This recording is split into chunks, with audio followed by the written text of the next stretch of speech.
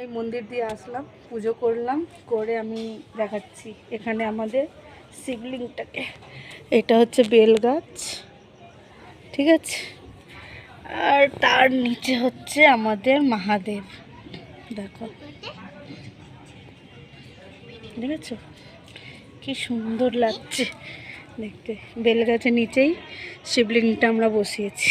আমি যখন ছোট ছিলাম তখন বেল গাছটাও ছোট ছিল, সবাই আমাকে না করতো, এই পুজো দিও না, ফল হয় না গাছে গাছে। আমার মা বলতো তুই পুজো দেখ না, একদিন গাছে ফল নিশ্চয়ই হবে।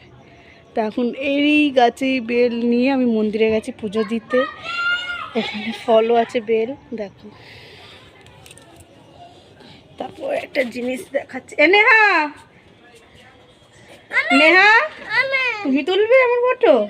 দাঁড়াও, এই নেহা এইদিকে শোন একটু। আমি শাড়ি পরিয়েছি, একটু পুরো ফুল দেখা। হ্যাঁ, এদিকে চটি না আসছে ভালো।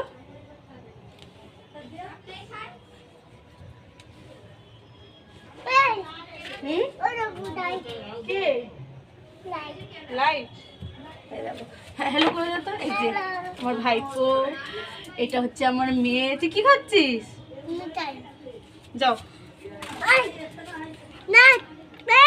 তো এবার আমি যাই, ড্রেস চেঞ্জ করি আর একটু প্রসাদ খাই। কি দেখো, কি বলবে তুমি? না ছেড়ে দাও, ছেড়ে দাও, ফোন ছেড়ে দে, ফোন ছেড়ে দে বাবা রে।